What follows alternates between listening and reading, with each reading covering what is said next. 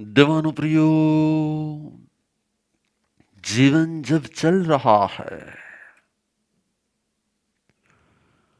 तब ये चलता हुआ जीवन कब रुक जाएगा वो भी नहीं मालूम। चल रहा जीवन कब रुक जाएगा ये नहीं मालूम। और फिर कहां चलने लगेगा वो भी नहीं मालूम। चल रहा जीवन कब रुक जाएगा ये नहीं मालूम।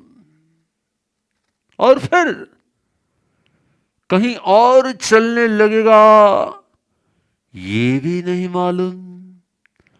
आज जो साथ चल रहे हैं वो साथ चलते भी होंगे और नहीं भी होंगे। आज जो साथ में चल रहे हैं वो शायद नहीं भी हो सकते, क्योंकि आज भी साथ में रहते हुए भी यदि विचार अलग है, साथ में जीते हुए भी आपकी सोच दोनों की अलग अलग है, तो साथ में चलने वाला फिर हो सकता है कल साथ में नहीं भी चलने वाला होगा। क्योंकि जिसका मन एक नहीं होता उसका जीवन एक नहीं हो सकता। जिसका मन एक नहीं होता उसका जीवन एक नहीं हो सकता। जिसके मन की विचारधारा अलग होती है उसकी कर्मों की धाराएं भी अलग अलग होती हैं, और उसी के अनुसार उसका मन की क्रिया के आधार पर उसके कर्म बंधन भी होते हैं, और कर्म के आधार पर जीवन होता है। हमारी हर क्रिया हमारे ही कर्मों का कारण बन रही है। देवानु प्रियो, जीवन चल रहा है, कब रुक जाएगा मालूम नहीं। जीवन चल रहा है, कब रुक जाएगा मालूम नहीं। आज जिस रास्ते पर चल रहे हो रास्ता भी बदल जाएगा मालूम नहीं। कभी मनुष्य के रास्ते पर चल रहे हो, उसमें से कहां देव के रास्ते पर चले जाओगे मालूम नहीं। और देव के रास्ते पर चलते चलते कभी कहां तिर्यंच के रास्ते पर चले जाओगे न मालूम। आज 2 पैरों से चलने वाले कल 4 पैरों से चलने लगेंगे वो भी नहीं मालूम। और आज 2 पैरों से चलने वाले पैर भी नहीं मिलेंगे और पेट से रेंगते रेंगते चलने लगेंगे, क्या मालूम। दीवानो प्रियो, इसीलिए हम कहते हैं जीवन के किसी भी रास्ते पर चलो, लेकिन लास्ट में तो हमें याद रखना है कि प्रभु के रास्ते पर ही चल रहा है। हेलो। क्योंकि जीवन के जो भी रास्ते हैं ना, जीवन के जो भी रास्ते हैं वो आखिर तो लंबे लंबे ही रास्ते हैं। एक प्रभु का ही रास्ता ऐसा है जिस रास्ते पर लास्ट में एक मंजिल आ जाती है और रास्ता खत्म हो जाता है। संसार का कोई रास्ता कभी एंड की ओर नहीं जाता। लगता है कि बस यहाँ पे एंड आ रहा है, वहां से वापस एक नया रास्ता शुरू हो जाता है। फिर वहां उसी रास्ते पर चलते चलते चलते चलते लगता है बस यहाँ पे एंड होने वाला है, वहीं पे ही एक नया रास्ता वापस आ ही जाता है। इसीलिए मुझे आज आपको एक ये प्रेरणा देनी है, क्या जीवन के रास्ते पर चलते हुए हमें मालूम होना चाहिए कब सांसें रुक जाएगी और कब चलना बदल जाएगा मालूम नहीं है। इसीलिए चलना है तो प्रभु के रास्ते पर चलो, चलना है तो प्रभु के रास्ते पर चलो, और चलना है तो प्रभु की तरह चलना सीख जाओ। प्रभु की तरह जिसको चलना आ गया ना, उसका हर चलना आखिर तो सिद्धत्व की ओर होता है, शुद्धत्व की ओर होता है। और संसार का तो हर रास्ता अगले अगले नए नए गतियों के रास्ते पर, नई नई गतियों के, कभी मनुष्य के रास्ते पर, कभी तिरंज के रास्ते पर, कभी नरक के रास्ते पर, कभी देवलोक के रास्ते पर चलते ही रहो, एंडलेस क्या कहा जाता है उसे? एंडलेस। और इसीलिए हमें हमेशा के लिए याद रखना है कि संसार का रास्ता तो एंडलेस रास्ता है।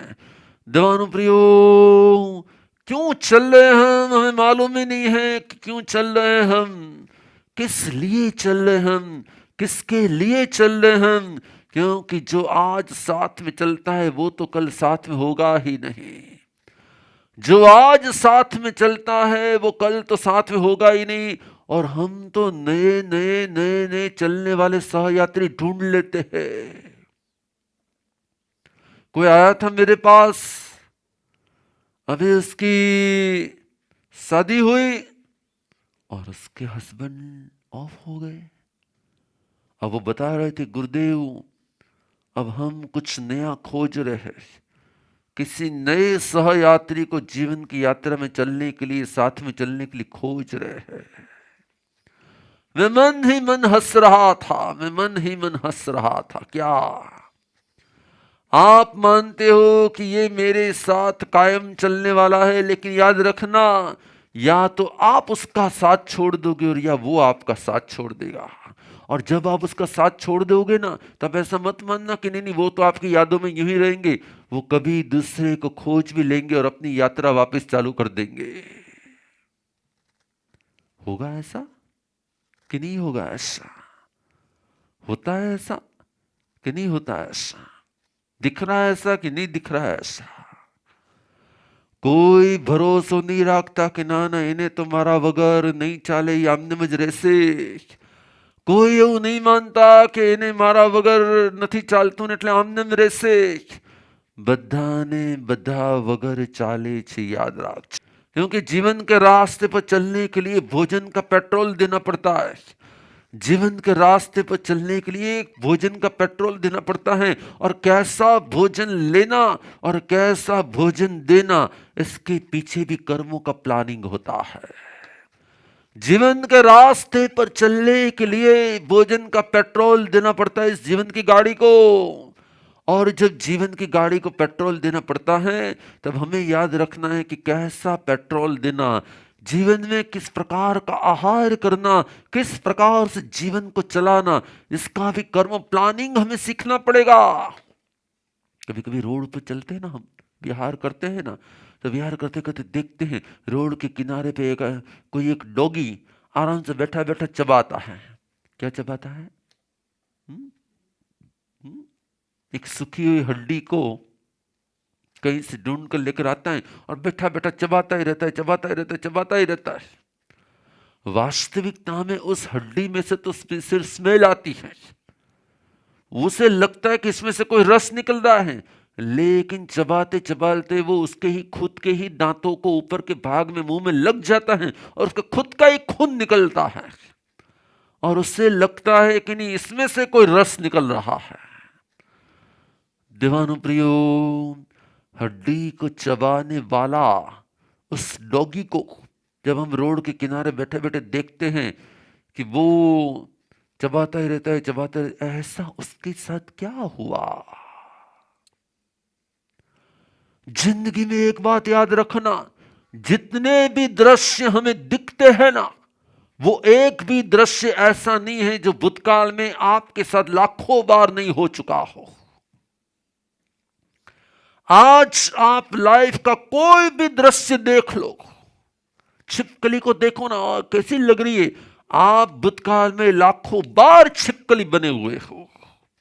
और आज उस डोगी को आप हड्डी चबाते देखो ना, કેવો છે ને કાંઈ એને કાંઈ સમજ જ નથી પડતી, એને કંઈ શું કરે છે એમાં કાંઈ આપણને લાગે કે મૂર્ખતા કરે છે, પણ યાદ રાખજો આવી જ મૂર્ખતા, આવું સેમ ટુ સેમ દ્રશ્ય, એવો જ ડોગી, એવો જ બ્લેક કલરનો ડોગી, એવા જ પ્રકારની બોડી, એવા જ પ્રકારનું વજન, 1 ગ્રામ પણ તમારું વજન પણ એના કરતાં ઓછું ન હતું અને એવી રીતે તમે હડ્ડી ચબાવતા હતા, એવો ભૂતકાળ 2, 5, 10, 50, 100 વારની ભગવાને કીધું કે આંખેથી તમને જે દ્રશ્ય દેખાય છે ને, જે બીજાનું દ્રશ્ય દેખાય છે ને, એવું તમારી સાથે પણ લાખો વાર બની ચૂક્યું છે। समझ में आ रहा है मैं क्या कह रहा हूं? जो भी दृश्य हम आज देख रहे हैं ना, वही दृश्य जो आज दूसरों के साथ दिख रहा है ना, वही दृश्य सेम टू सेम, वही पिक्चर।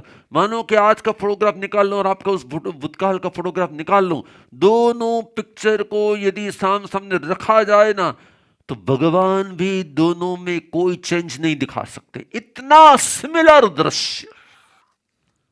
कितनी बार? लाखों बार बीत चुका है। इसलिए मुझे याद रखना है कि यदि मेरे कर्मों का प्लानिंग नहीं हो गया तो मेरे मुख में भी हड्डी होगी और मैं भी रोड के साइड में बैठे बैठे उसको चबाता हूँगा, और दूसरा डोगी आएगा और वो डोगी भी आपके मुख से वो हड्डी को लेकर भागने का प्रयत्न करेगा, फिर दोनों के बीच में फाइट हो जाएगी।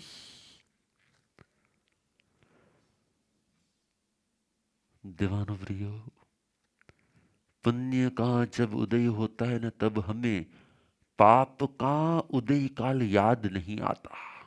इसलिए गुरु हमेशा के लिए पुण्य के उदय में पाप का उदय काल याद कराकर उससे पाप से रोकने का प्रयत्न करते हैं। हेलो, से थैंक यू। क्या अभी आपके पुण्य का उदय चल रहा है, इसलिए जो भी अनुकूल पदार्थ है ना, जो भी अनुकूल पदार्थ है ना, वो सभी पदार्थ आपको मिल रहे हैं, वो सभी पदार्थ आपको मिल रहे हैं। लेकिन कभी कभी मेरे जैसा भी उदय आएगा कि रोज भोजन में से कोई एक कचरा तो निकलेगा ही। क्या होगा? रोज भोजन में से कोई एक कचरा तो बाहर आ जाएगा है। कभी कभी ऐसा भी होगा, याद रखना, यदि मैंने मेरे कर्मों का प्लानिंग नहीं किया, क्या यदि मैंने मेरे कर्मों का प्लानिंग नहीं किया तो मेरे साथ भी ऐसा हो सकता है। और इसीलिए क्या करना है?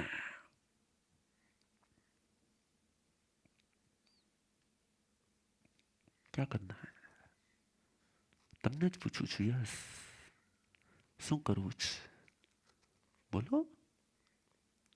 યસ યસ, ખાલી પ્રવચન સાંભળવું નથી, મારે મારી ડે ટુ ડે ની લાઈફમાં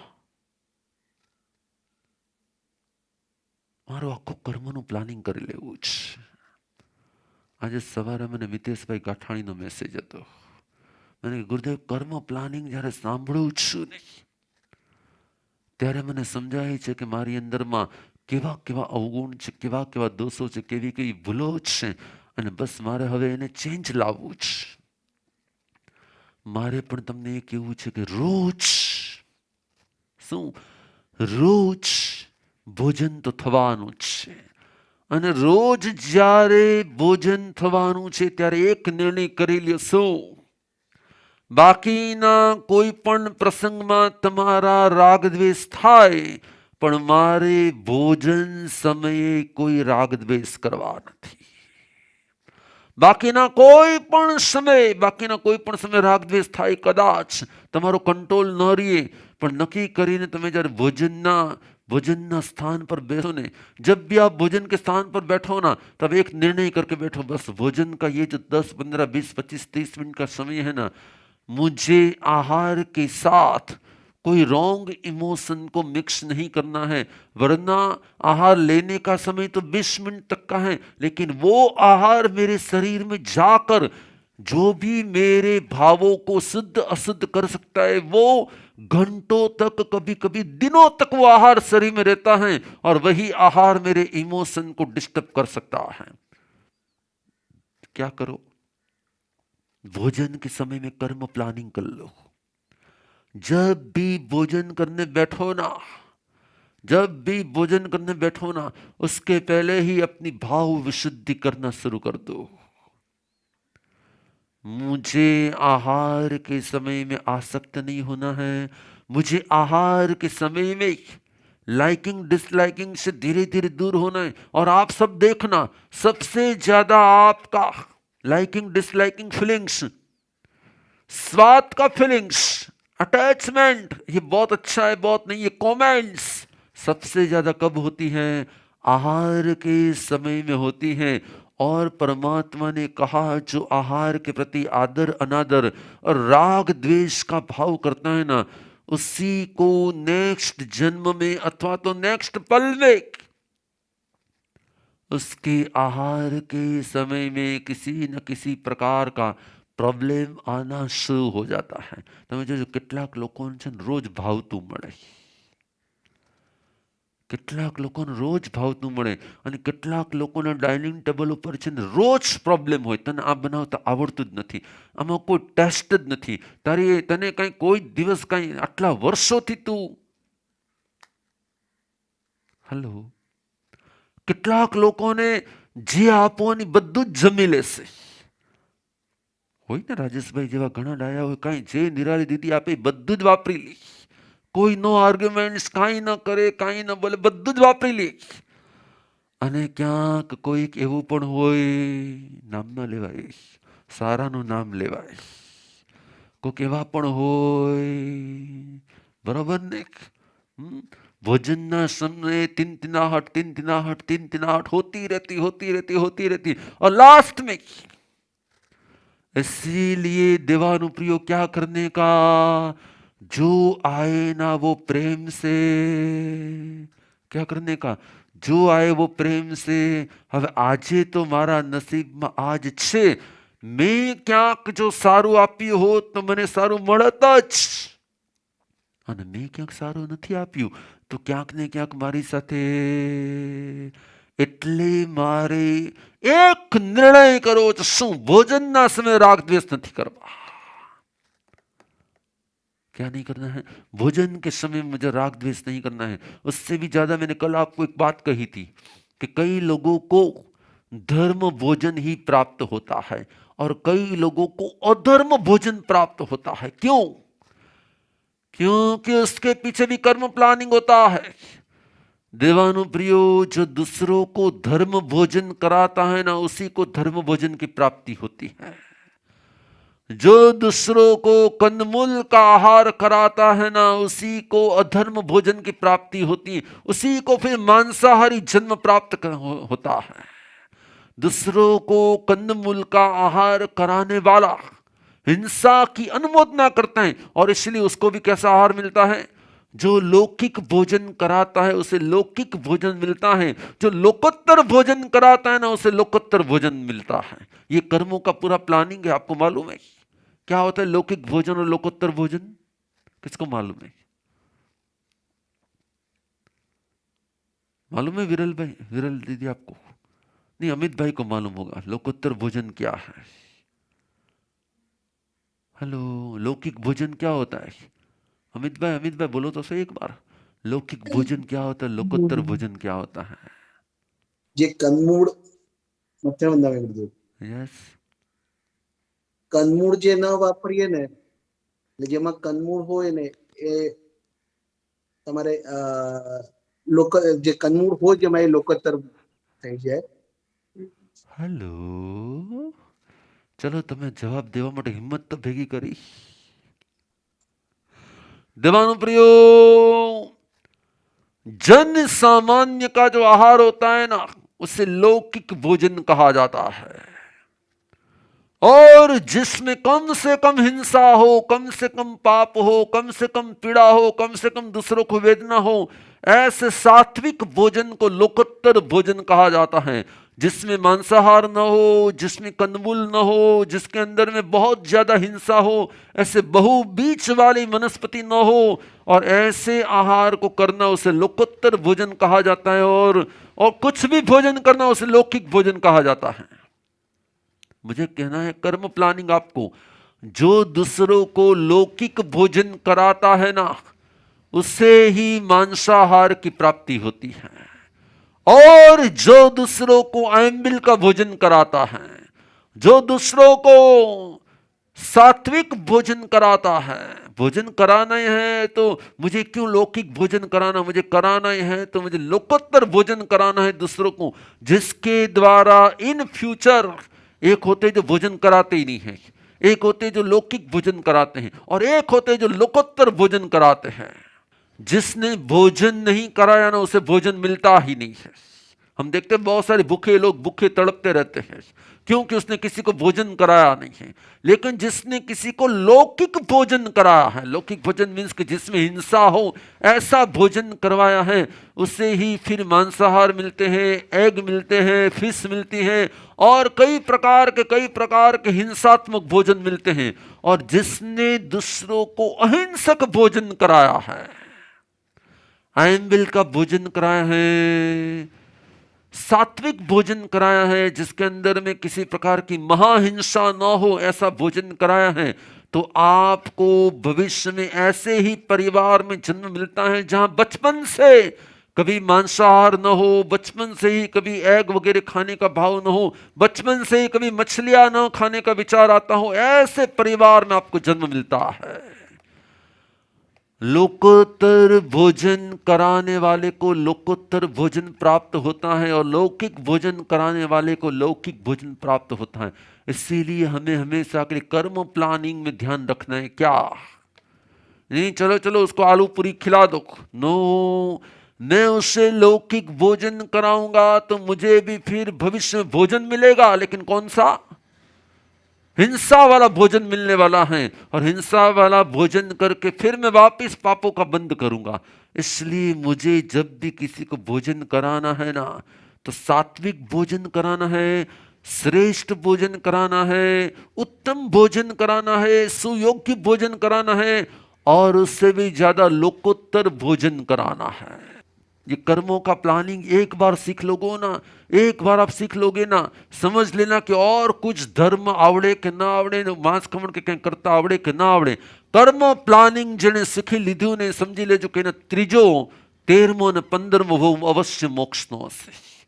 માત્ર આ કર્મ પ્લાનિંગના પ્રવચન સાંભળીને એમાં પ્રમાણે તમે તમારું કર્મ પ્લાનિંગ કરી લ્યો એટલે નિશ્ચિંતપણે 3જા 13મા અને 15મા ભવે તમારું મોક્ષ હશે। કેમ? કેમ કે તમે હળુ કર્મી આત્મા બની જશો, કેમ કે તમે હળુ કર્મી આત્મા બની જશો। તૃપ્તિ દીદી, क्या नाम है? यस, થેરવંદાની સાહેબ यस। સાહેબજી તમે થોડા દિવસો પહેલા એવું સમજાવ્યું હતું કે આપણે હંમેશા તકલીફોને વેલકમ કરવું જોઈએ। यस, આપણે જેટલી તકલીફોને વેલકમ કરીએ અને આપણે તકલીફોને ફેસ કરીએ એટલું આપણી માટે સારું થાય। યસ, મેં ત્યારે ઓન ધેટ મોમેન્ટ ઓનલી તકલીફોને વેલકમ કરી દીધું હતું અને few days માં એક કાઇન્ડ ઓફ એક ફિઝિકલ તકલીફ અત્યારના આવી છે। હવે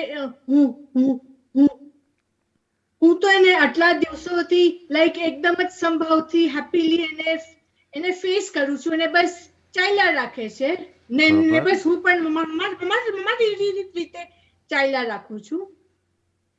બટ હવે આપણે લાઈક આગળ આપણે શું કરવું જોઈએ? Yes, very good question. તો આપણે એનો કઈ પણ સોલ્યુશન કાઢવો જોઈએ યા આમનામ આપણે લાઈક શું કરવું જોઈએ? Yes, very very good question. जब भी आपके ऊपर कोई तकलीफ आती है ना, तो सबसे पहले हमें क्या करना चाहिए? उसका वेलकम करते हुए उसका प्रतिकार पहले कम कर देना है। फिर हमें शायद सॉल्यूशन मिल सकता है तो सॉल्यूशन लाना भी है, ऐसा ही नहीं कि सॉल्यूशन नहीं लाना है, हमें प्रयत्न भी करना है।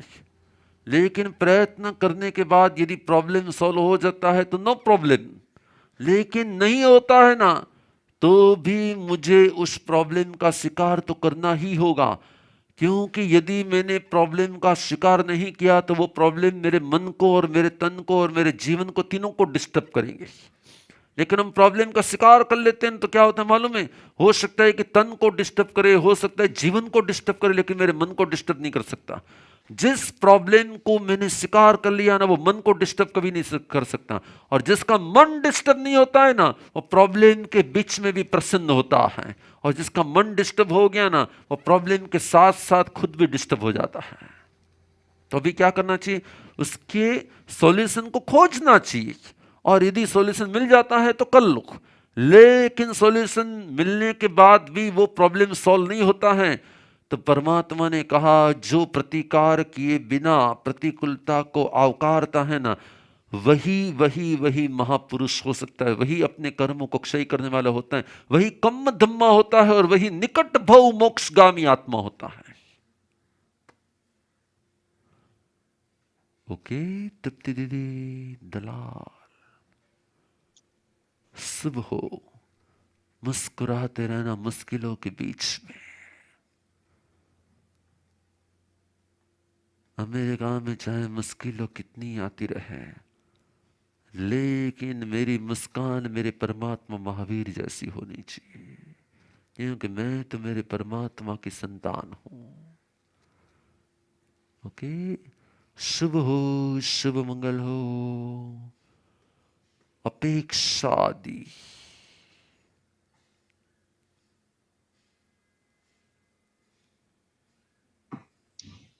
મથુરાનંદજી દેવ, આપ સર્વે સુખ સાતા મહોત્સવ. તમે મોહનીય કર્મને મંદ કરવાનું જે સોલ્યુશન કીધું હતું એમાં થોડું ચિંતન થતું હતું, એમાં ફર્ધર ક્લેરિટી જોઈતી હતી કે સંબંધોને ઓછા કેવી રીતે કરવાના, અને એ કરવાથી પછી આપણને એટલે આપણા મોહનીય કર્મ કેવી રીતે ઓછા થાય એ કૃપા કરી સમજાવશો ગુરુદેવ? જેમ જેમ જેમ જેમ સંબંધો ઘટે છે ને, વ્યવહારો ઘટે છે ને, એમ એના વિકલ્પો પણ ઘટે છે.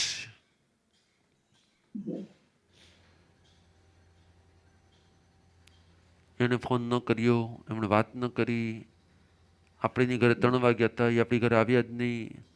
આપણે ઘરે આવ્યા હતા તો આપણે તો કેટલું બધું જમાડ્યું હતું, આપણે એની ઘરે ગયા તો ખાલી શરબતનું જ પૂછ્યું. સંબંધો જ્યારે પણ હોય છે ને ત્યારે હંમેશા માટે આ બધા વિકલ્પો હોય છે. મેં એની સાથે આમ કર્યું અને તેને મારી સાથે આમ કર્યું. આપણે હંમેશા કમ્પેરિઝન કરીએ, હંમેશા એકબીજાના બિહેવિયરની કમ્પેરિઝન કરીએ.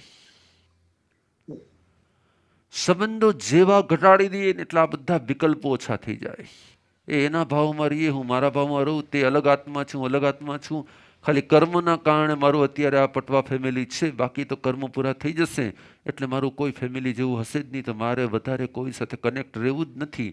મારે વ્યવહારને બગાડવો પણ નથી ને વ્યવહારને વધારવો પણ નથી. મારે વ્યવહારને બગાડવો પણ નથી ને મારે વ્યવહારને વધારવો પણ નથી. મારે બસ 100% માત્ર વ્યવહાર પૂરતા વ્યવહાર રાખવા છે. તો ધીરે ધીરે શું થઈ જશે, તમારા સંબંધો માત્ર વ્યવહાર પૂરતા થઈ જશે, એમાંથી ઇમોશન્સ ઓછા થઈ જશે. ભગવાને કીધું કે સૌથી વધારે કર્મો છે ને એક્શનથી નથી બંધાતા, ઇમોશન્સથી બંધાય છે. જેવા તમે સંબંધો ઘટાડશો એટલે તમારા ઇમોશન્સ ઘટી જશે, એ ઘટી જશે એટલે ઓટોમેટિક કર્મો પણ ઘટી જશે. ઓકે, શુભ થાય. હજી એક ક્વેશ્ચન હતો ગુરુદેવ, હજી એક ક્વેશ્ચન હતો. ગુરુદેવ, આપણે ક્રિયા અને સૂત્ર સાથેનું પ્રતિક્રમણ કરીએ અને ભાવ પ્રતિક્રમણ કરીએ, એમાં ડિફરન્સ શું? અને આપણે એટલું ભાવ પ્રતિક્રમણ કરીએ તો એમાં આપણને ઓછો લાભ મળે કે ન મળે? સૌથી મેઇન વસ્તુ છે પ્રતિક્રમણ કરવાની. પ્રતિક્રમણ કરવું તે બહુથી મહત્વનું છે. મને મારા પાપો યાદ આવે, દોષો યાદ આવે, મારી ભૂલો યાદ આવે અને હું તેનું મિચ્છામિ દુક્કડમ કરું, તે સૌથી મહત્વનું છે. ઘણા બધા લોકોની પાસે યાદશક્તિ ઓછી હોય એટલે એના જીવનમાં જેટલા કોમન પાપ થઈ શકવાના હોય ને, એના માટે પ્રભુએ એક સિસ્ટમેટિક પ્રતિક્રમણ બતાડી દીધું કે જેનાથી એને યાદ આવે કે ના, પણ આટલી વસ્તુ તો બનતી જ હોય નોર્મલી, એટલી વસ્તુ દ્વારા એ પ્રતિક્રમણ કરી લે. પણ જેને પોતાની યાદશક્તિ તીવ્ર છે અને પોતાના બધા દોષો, બધા પાપો યાદ રહે છે, તેણે પોતાના દોષોને, પાપોને, ભૂલોને યાદ કરી અને પ્રતિક્રમણ કરવું જોઈએ. અન્ડરસ્ટેન્ડ? એટલે ભાવ પ્રતિક્રમણ છે એટલે યાદ રાખવાનું પ્રતિક્રમણ છે. અને જે પ્રતિક્રમણ અત્યારે વિધિપૂર્વક કરવામાં આવે છે તે યાદ રાખેલું પ્રતિક્રમણ છે. તો યાદ રાખવાનું પ્રતિક્રમણ અને યાદ રાખેલું પ્રતિક્રમણ તમારે ડિસાઇડ કરવાનું છે કે તમારી માટે શું યોગ્ય છે. કેટલીક વાર યાદ રાખેલું પ્રતિક્રમણ પણ યોગ્ય હોય અને કેટલીક વાર યાદ રાખવામાં આવે તેવું પ્રતિક્રમણ પણ યોગ્ય હોય. તમારે ડિસાઇડ કરવાનું કે કયા સમયે તમારી માટે શું યોગ્ય છે. કોઈક એવી ભૂલ તમે કરી હોય જે ઓલા પ્રતિક્રમણમાં ક્યારેય ના આવતી હોય. મેં તો પ્રતિક્રમણ કરી લીધો, મારે આ ભૂલનું કાંઈ થોડી મિચ્છામિ કરું, ઓલામાં બધું આવી ગયું હશે. ના, એમાં બધું નથી આવી ગયું. તમારે યાદ રાખવું જોઈએ, કેમ કે આવશ્યક સૂત્ર તે આચાર્યકૃત હોય છે. એટલા માટે એમાં દરેક વસ્તુ અંદર આવે કે ન પણ આવે. એટલે તમારે બંને પ્રકારના પ્રતિક્રમણમાંથી પોતાના સમય અનુસાર નક્કી કરવું જોઈએ કે મારે યાદ રાખેલું પ્રતિક્રમણ કરવું છે કે યાદ રાખવામાં આવ્યું છે, અત્યારે યાદ કર્યું છે એવું પ્રતિક્રમણ કરવું છે. મને મારા 200 ભૂલો યાદ છે ને એનું હું પ્રતિક્રમણ કરું છું. એના બધી ડિસાઇડ કરી લ્યો કે પોતાને શું કરવાનું છે. ઓકે, ક્યારેક આ યોગ્ય હોય ને ક્યારેક આ યોગ્ય હોય. જી ગુરુદેવ, પણ જ્યાં સુધી સૂત્રનું પ્રતિક્રમણ આખું આવડતું ના હોય ત્યાં સુધી ભાવ પ્રતિક્રમણ કરી કરીએ તો શકાય, ચાલે કરી છે? શકાય, કરી શકાય, કરી શકાય. કોઈ અયોગ્ય નથી. પ્રતિક્રમણ કરવું યોગ્ય છે. પછી ભાવ કરો કે સૂત્રનું કરો, કરવું યોગ્ય છે. બરોબર. સ્વામી સત્સંગ શંકર. શુભ થાવ. ઠીક હે. ઉર્વશીબેન મેઘાણી બોલો. ચાલો. મધ્યાહન વંદામી ગુરુદેવ. યસ. મારા ઘરે 1-1.5 વર્ષનું બચ્ચું છે, 1.5 વર્ષનું. એને ઈ કર્મ બાંધે અને એને અત્યારથી કઈ રીતે આપણે મીન્સ અમે ટ્રેન કરી શકીએ? देवानु प्रियो, शरीर की उम्र होती है, आत्मा की उम्र नहीं होती है. आत्मा यदि बालक रूप देह में होता है फिर भी कर्मों का बंध होता है, और वृद्ध रूप में देह में होता है तो भी कर्मों का बंध होता है. शरीर की उम्र कम होने से कर्मों की उम्र कम नहीं होती है. इसलिए बालक भी कर्मों का बंध करता है और 18 के 18 पापों का कर्म बंध करता है वो. इसलिए उसे भी ज़्यादा से ज़्यादा सत्संग कराओ, ज़्यादा से ज़्यादा प्रार्थना, भक्ति, प्रेयर्स, नौकार सिखाना, सद्गुण सिखाना, ये सब कुछ सिखाते सिखाते सिखाते उसके अवगुण कम हो सकते हैं, उसके कर्मबंध कम हो सकते हैं. लेकिन हमें याद रखना है कि वो बालक है इसलिए उसे कर्मबंध नहीं होते, ऐसा नहीं होता, क्योंकि आत्मा की कोई उम्र नहीं होती. आत्मा कभी बालक, वृद्ध और युवा नहीं होता है. ओके. नमो रिहंताणम, नमो शिदाणम, नमो आयर्याणम, नमो वज्रायणम, नमो लोये शब्दसाहुणम. चदारी मंगलम अर्यंता मंगलम, सिद्धा मंगलम, साहु मंगलम, केवलिपनत्तु धमो मंगलम. चदारी लुगुत्तमा, अर्यंता लुगुत्तमा, श्रा लुगुत्तमा, साहु लुगुत्तमा, केवलिपनत्तु धमो लुगुत्तमो. चतारी शरणं पवज्जामि, अर्यन्ते शरणं पवज्जामि, सिद्धे शरणं पवज्जामि, साहु शरणं पवज्जामि, केवलिपनतं धमं शरणं पवज्जामि. 4 शरणा दुखरणा मंगलकरणा, अबर शरण नहीं कोई, जो भव्य प्राणी आदरे. अक्षय अविचल पद हो.